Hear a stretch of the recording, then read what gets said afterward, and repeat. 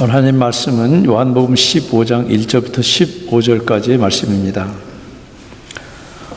인도의 수재들만 들어가는 대학을 졸업해서 스탠포드에서 석사, UCLA에서 메카니컬 엔지니어링으로 박사, 그런 분이 지도교수와 이혼한 아내를 죽이고 자살을 했습니다. 우리가 스펙만 보면은 성공이 보장되는 그런 스펙으로 보입니다. 그만하면은 정말 범사에 감사하고 행복할 것 같습니다. 그런데 그만한 사람이 가장 한때 절친했던 그런 이들을 죽이고 자살을 했습니다. 우리가 그 사건의 전말을 아직 정확하게 다 모릅니다. 그러나 메시지는 분명합니다. 어떤 세속적인 성공도 구원이 될 수 없다는 것입니다. 사람은 거기에 만족과 행복과 풍성한 삶이 있을 줄 알고 그걸 얻기 위해서 용을 쓰지만은 정작 그것을 이루고 거기에 올라간 사람들은 한결같이 여기에 행복 없다, 여기에 생명 없다, 그 말입니다. 여러분들, 오늘 우리들의 고백이 정말 시인 다윗과 같은 그런 고백을 할 수 있기를 바랍니다. 주밖에는 나의 복이 없나이다. 요한복음 15장 1절부터 11절까지 우리 같이 한 목소리로 읽겠습니다. 나는 참 포도나무요 내 아버지는 농부라. 물은 내게 붙어있어 열매를 맺지 아니하는 가지는 아버지께서 그것을 제거해 버리시고 무릇 열매를 맺는 가지는 더 열매를 맺게 하려 하여 그것을 깨끗게 하시느니라. 너희는 내가 일러준 말로 이미 깨끗하여졌으니 내 안에 거하라. 나도 너희 안에 거하리라. 가지가 포도나무에 붙어있지 아니하면 스스로 열매를 맺을 수 없음 같이 너희도 내 안에 있지 아니하면 그러하리라. 나는 포도나무요 너희는 가지라. 그가 내 안에 내가 그 안에 거하면 사람이 열매를 많이 맺나니 나를 떠나서는 너희가 아무것도 할 수 없습니다. 사람이 내 안에 거하지 아니하면 가지처럼 밖에 버려져 마르나니 사람들이 그것을 모아다가 불에 던져 사르느니라. 너희가 내 안에 거하고 내 말이 너희 안에 거하면 무엇이든지 원하는 대로 구하라. 그리하면 이루리라. 너희가 열매를 많이 맺으면 내 아버지께서 영광을 받으실 것이요 너희는 내 제자가 되리라. 아버지께서 나를 사랑하신 것 같이 나도 너희를 사랑하였으니 나의 사랑 안에 거하라. 내가 아버지의 계명을 지켜 그의 사랑 안에 거하는 것 같이 너희도 내 계명을 지키면 내 사랑 안에 거하리라. 내가 이것을 너희에게 이름은 내 기쁨이 너희 안에 있어 너희 기쁨을 충만케 하려 함이라. 아멘. 잠깐 기도하시겠습니다. 성령 하나님, 이 시간 선포되는 하나님의 말씀이 우리들의 생각과 가치관과 우리들의 세계관을 부수고 새로 다듬어서 하나님 닮은 모습들로 저희들이 다듬어지는 시간 되게 하여 주시옵소서. 성령 하나님, 이 말씀으로 친히 구도자들과 사랑하는 주의 백성들에게 주님이 직접 말씀하여 주시옵소서. 예수님의 이름으로 기도합니다. 아멘. 여러분들, 여기서 한 15분 이렇게 가면은 로치포트라고 있습니다. 거기 가면은 와이너리가 있는데, 와이너리가 있는 게 아니고 거기에 이 포도원이 있습니다. 근데 가을에 한번 가보시기 바랍니다. 참 볼만합니다. 여러분들, 다른 이 과실수는 꽃이 좋거나 아니면은 줄기가 쭉쭉 뻗어서 관상수로도 쓸만합니다. 그런데 포도나무는 정말 아무리 나이가 먹어도 땅땅막해가지고 줄기도 뒤틀리고 꽃도 볼품이 없습니다. 그런데 그 볼품 없는 나무가 정말 주렁주렁 포도송이를 이렇게 달고 있는 것을 보면은 참 신비스럽기까지 합니다. 여러분들, 이 포도나무와 농부라고 하는 이 이미지는 이스라엘 사람들에게는 아주 친숙한 이미지입니다. 그래서 선지자 이사야나 에스겔이 이스라엘 민족의 잘못을 지적하면서 꾸짖을 때도 바로 이 이미지를 가지고 꾸짖습니다. 대표적으로 이사야 5장 7절 보시면은 무릇 만군의 여호와의 포도원은 이스라엘의 족속이요, 이스라엘의 포도원이라는 것입니다. 여러분들, 주님이 이스라엘을 선민으로 삼아서 그 당시에 가장 발달한 문명이라고 할 수 있는 메소포타미아 문명과 이집트 문명을 잇는 그런 아주 요긴한 요충지에다가 두셨습니다. 그 말은 이스라엘 백성들을 통해서 온 세상이 하나님의 뜻을 알도록 하시겠다는 거예요. 그리고 이스라엘을 온 세상을 축복하는 축복의 통로로 쓰시겠다는 것입니다. 여러분들, 이스라엘이 정말 하나님의 말씀에 순종하면은 정말 포도가 열매를 맺는 것 같이 그런 아름다운 열매를 맺는 것을 드러내 보이는 것을 통해서 살아있는 샘플로 다른 나라들의 모델 케이스를 거기다가 둔 겁니다. 근데 이스라엘이 실패합니다. 근데 1절 보시면 나는 참 그냥 포도나무가 아니고 참 포도나무요, 내 아버지는 농부라. 예수님 당신 스스로 지금 참 포도나무라고 하는 얘기는 이스라엘이 원래 포도나무예요. 근데 이스라엘은 하나님이 기대하시는 그런 열매들을 맺지 못했어요. 그런데 그들이 맺지 못하는 열매를 대신 맺는 참된 포도나무라는 그런 뜻입니다. 여러분들, 여기 바로 이 1절에 이 말씀이 소개되는 것을 헬라어로 읽으면은 요한복음에만 나오는 독특한 문장 형식을 가지고 있어요. 제가 여러 번 말씀드린 바로 헬라어의 에고 에이미 포맷입니다. 구약의 야훼, 여호와의 이름의 헬라어 번역이 에고 에이미라고 제가 말씀을 드렸습니다. 그 포맷을 가지고 이미 나는 생명의 떡이다, 나는 세상의 빛이다, 나는 선한 목자다, 그리고 지금 7번 마지막으로 나는 참 포도나무다. 여러분들, 다 비유입니다. 예수님이 어떻게 포도나무가 됩니까? 다 비유예요.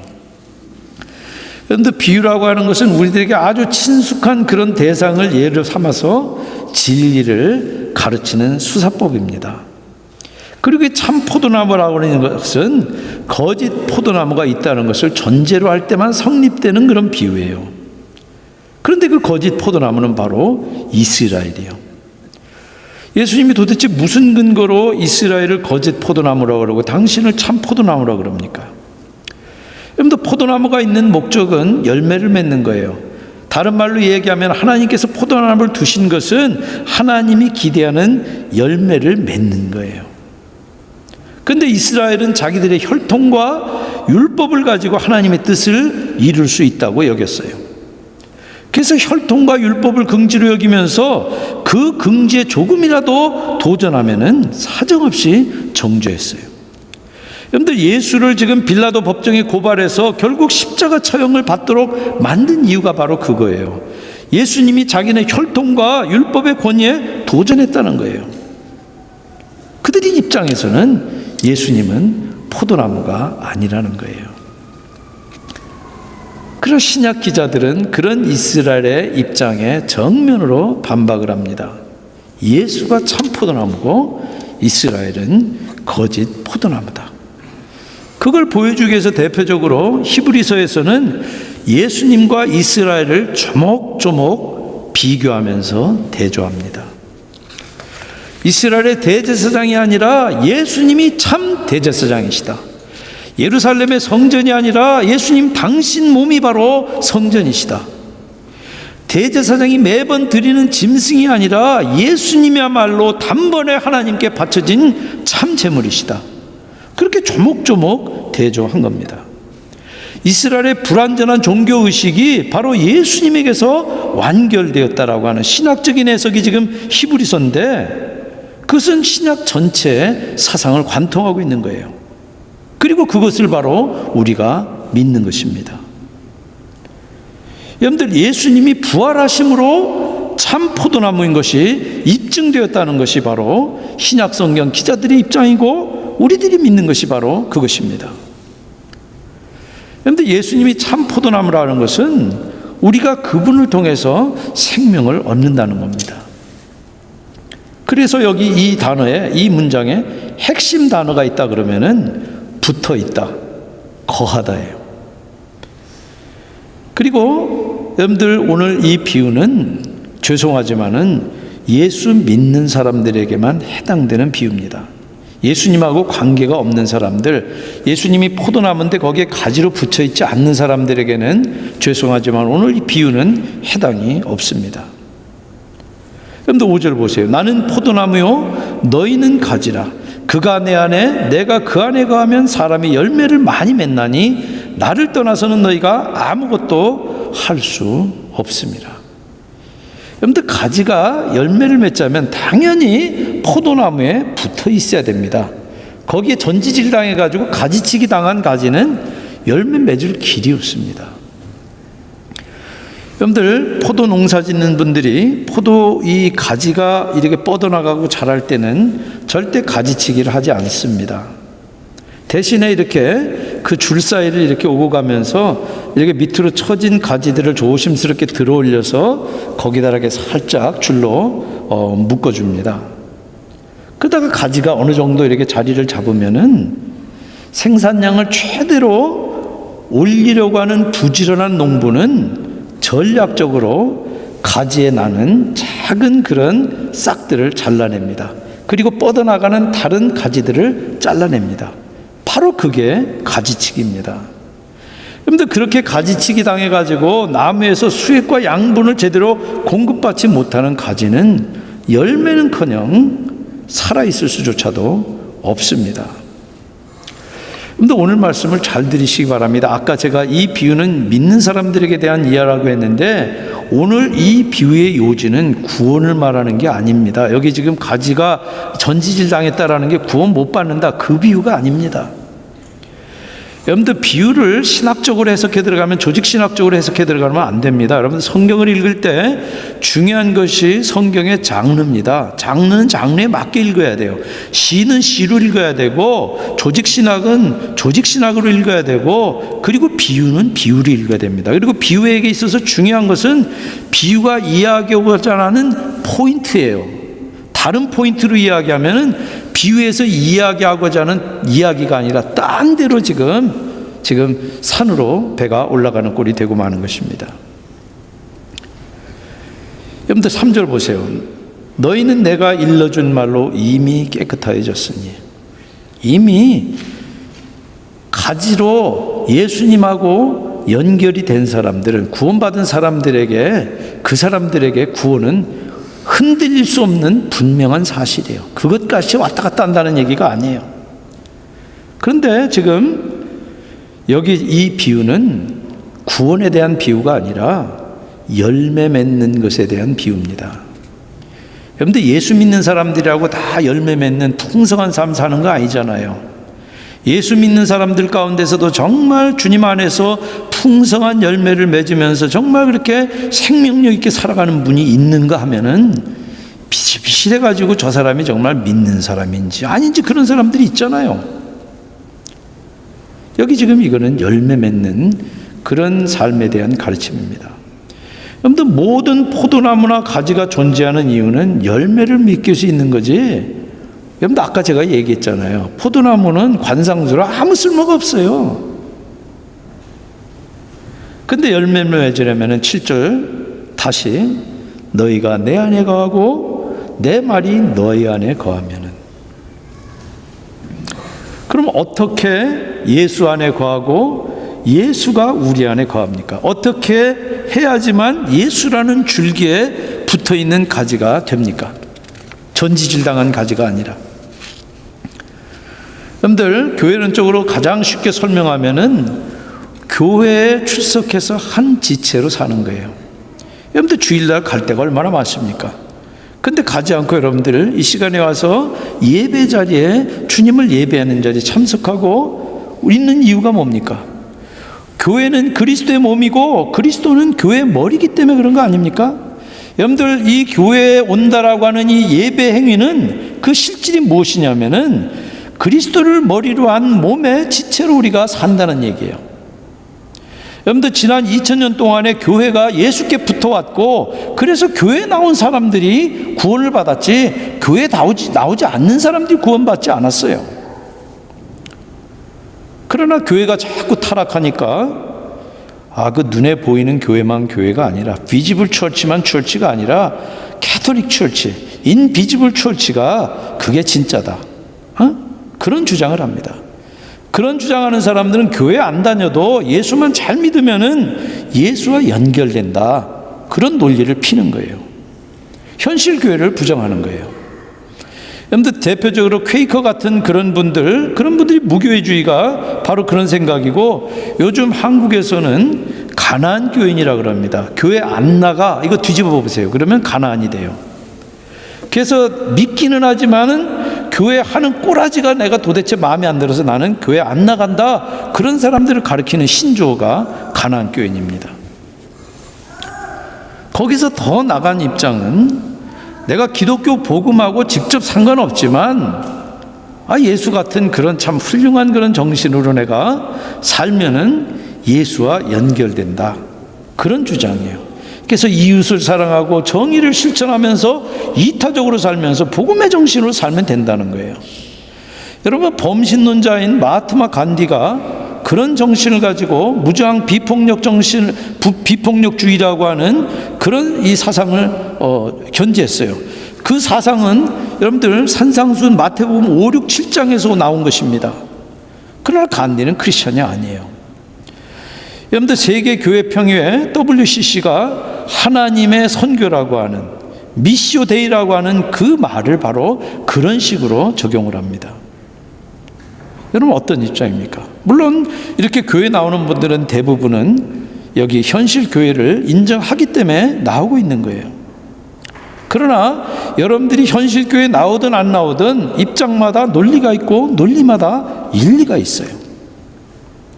그러나 현실 교회를 부정하면은 기독교 신앙 자체가 성립되지 않습니다.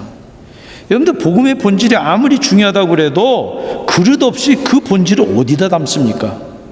인류 역사상의 복음을 현실 교회만큼 바르게 보존하고 전해온 집단이 어디 있습니까?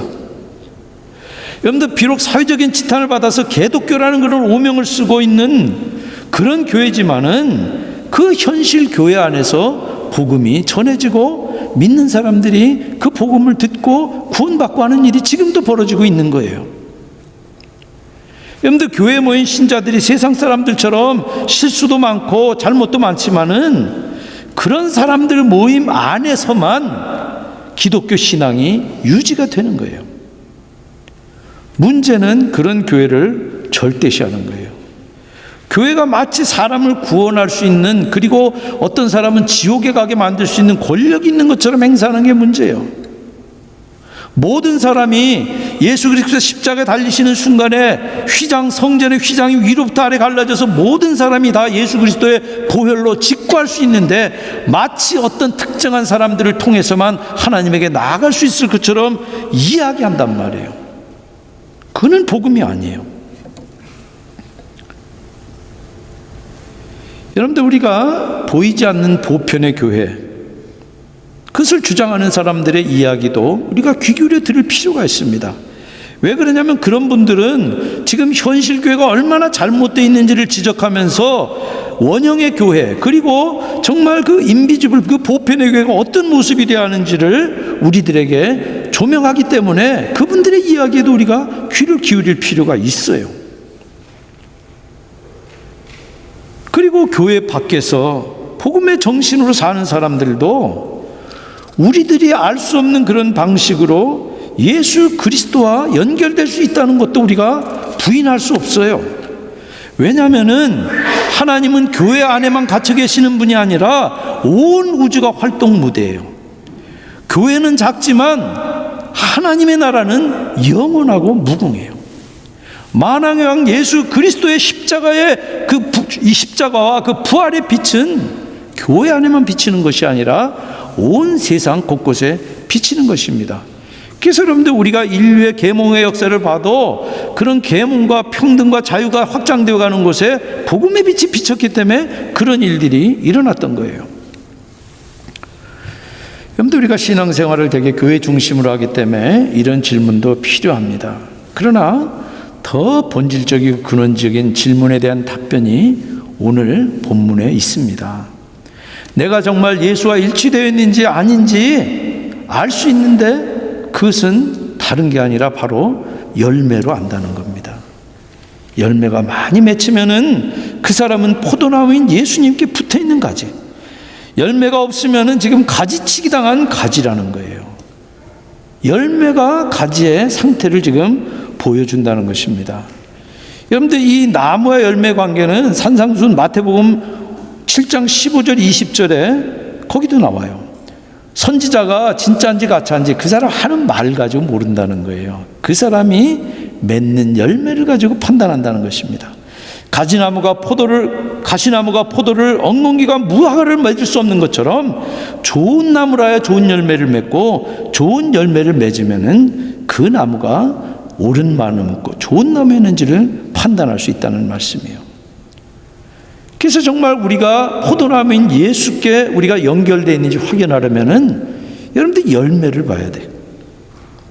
그래서 본문 2절, 4절, 5절, 8절에 계속해서 지금 열매를 되풀이합니다. 열매 맺지 않는 가지는 가지치기 당한다. 포도나무에 붙지 않으면은 열매를 못 맺는다. 예수 안에 있을 때 열매를 많이 맺는다. 그리고 열매 많이 맺는 동시에 예수님 제자 되는 것이 바로 하나님께 영광되는 것이다. 그 말씀이에요. 그럼 질문이 생깁니다. 그럼 구체적으로 열매가 뭔가?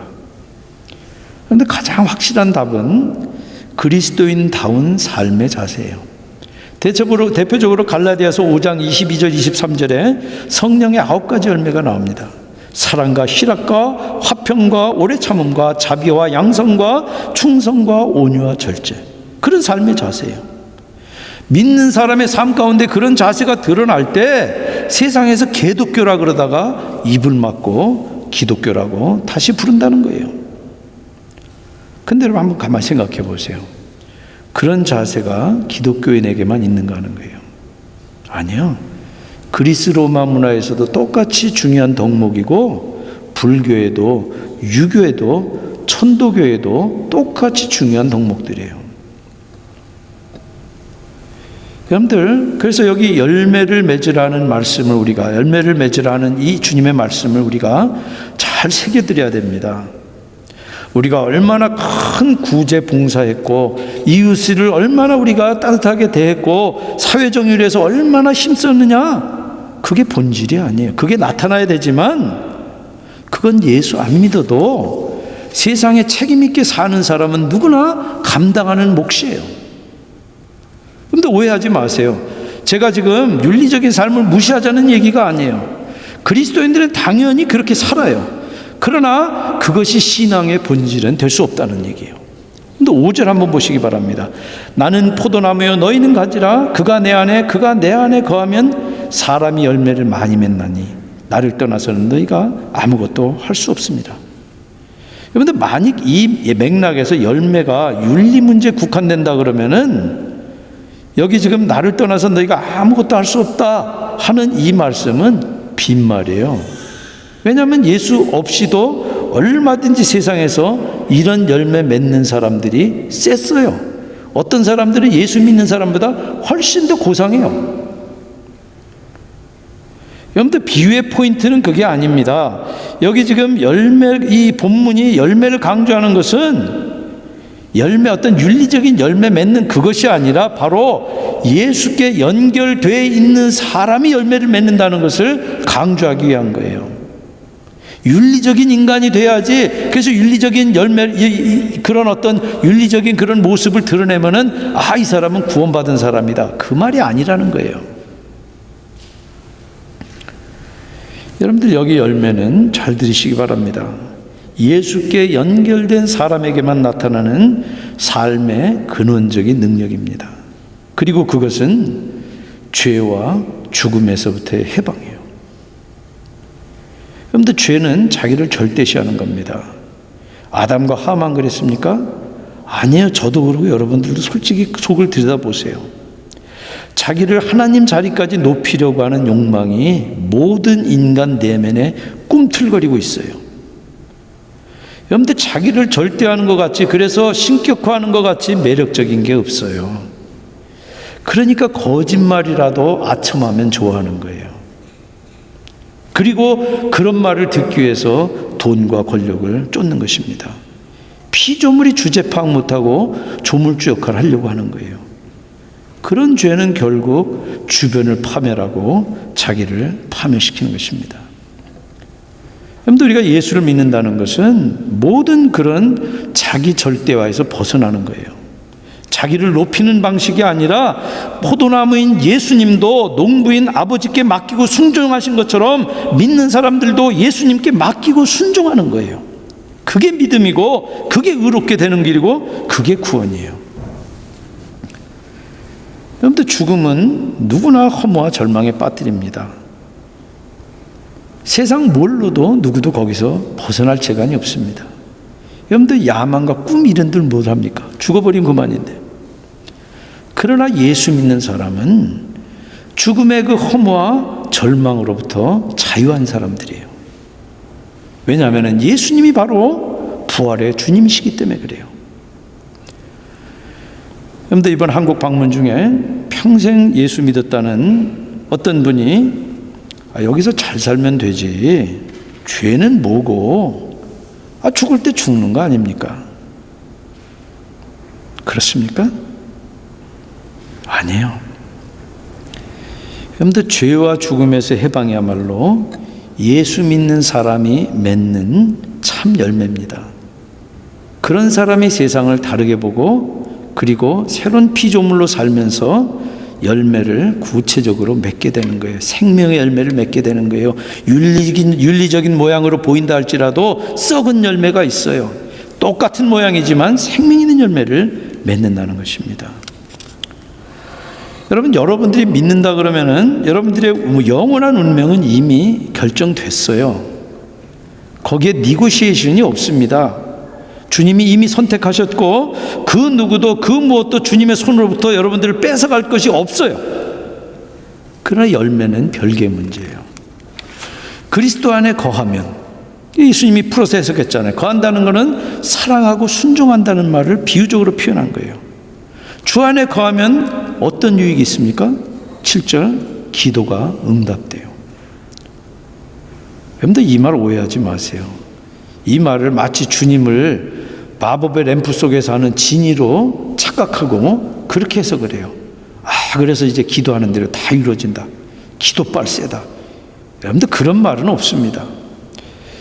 여러분들, 예수님을 사랑해서 순종하면은 기도도 담게 돼요.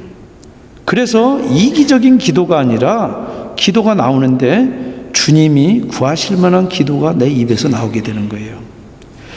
여러분들, 예수님은 구하시는 것마다 하나도 거절받지 않고 모두 다 응답받았어요. 그것은 일관되게 아버지의 눈높이에 당신의 눈높이를 맞췄기 때문에 그런데 우리도 그렇게 된다는 거예요.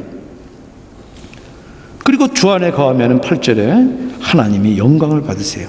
그런데 어떻게 영광을 받으시냐면은 우리 안에 사랑이 자라는 것을 통해서. 여러분들, 포도원에 가서 한번 보세요. 가지가 포도나무에 붙어 있으라고 낑낑 소리는 소리가 들리나? 근데 가지는 자연스럽게 포도나무에 그냥 달려 있는 거예요. 그런 것처럼 우리도 자연스럽게 주 안에 거하기만 하면은 주님으로부터 공급되는 그 생명력과 그 능력으로 말미암아서 우리들 가운데 주님을 영광스럽게 할 만한 그런 성품들이 자연스럽게 나타난다는 거예요. 그래서 포도나무에 가지가 붙어 있으면은 거기서 새순이 뻗어나고 거기서 꽃이 피고 열매가 맺히고 그래가지고 아름들이 이 포도들이 달리는 것처럼 자연스럽게 우리 안에도 주님을 담는 그런 성품이 아름답게 드러나서 나도 보고 다른 사람들도 보게 된다는 것입니다. 그렇게 주 안에 거하면은 11절에 기쁨이 넘칩니다. 그 기쁨은 차 새로 샀을 때 그런 기쁨이 아니에요. 집 새로 사면은 한 달 가는 그런 기쁨이 아니에요. 내 삶의 조건이나 상황이 어떨지라도 흔들 수 없는 저 깊은 곳에서 도도히 솟아나오는 그런 즐거움, 그런 만족, 그런 기쁨이 우리 가운데 생긴다는 것입니다. 언제 그런다고요? 4절 같이 읽겠습니다. 내 안에 거하라. 나도 너희 안에 거하리라. 가지가 포도나무에 붙어있지 아니하면 스스로 열매를 맺을 수 없음 같이 너희도 내 안에 있지 아니하면 그러하리라. 같이 기도하시겠습니다.